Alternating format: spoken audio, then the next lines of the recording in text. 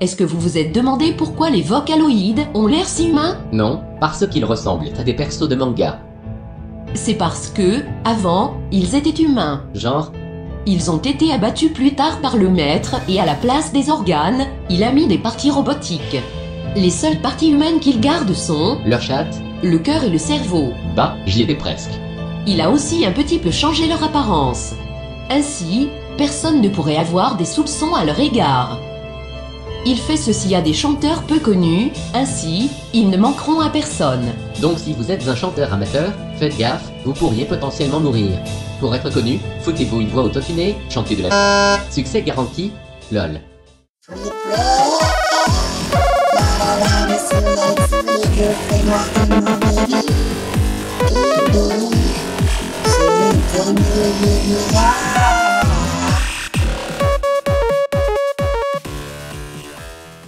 Il leur a effacé la mémoire et leur a donné des noms différents. Il les a programmés pour qu'ils fassent ce qu'ils désirent. Tout ce qu'ils désirent, hein, c'est moi où il fait chaud.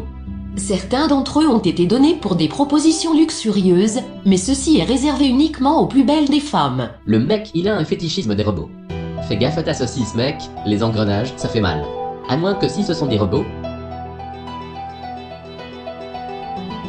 Maintenant, vous savez ce que les Vocaloïdes sont réellement, Ouais, des Terminators adorés des geeks, ça, c'est classe. ce qui expliquerait pourquoi ils ne savent pas qui sont leurs parents et pourquoi ils ont encore des émotions. En fait, quelques-uns des Vocaloïdes sont du 19e siècle. Par exemple, la version féminine de Keiko, est très âgée.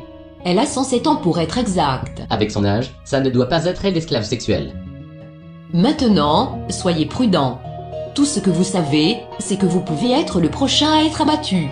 Et ainsi être acclamé par des tas de gens, super hein? Non? Hein? Non? Quoi? Keta? C'est ma cerise verte que tu cherches?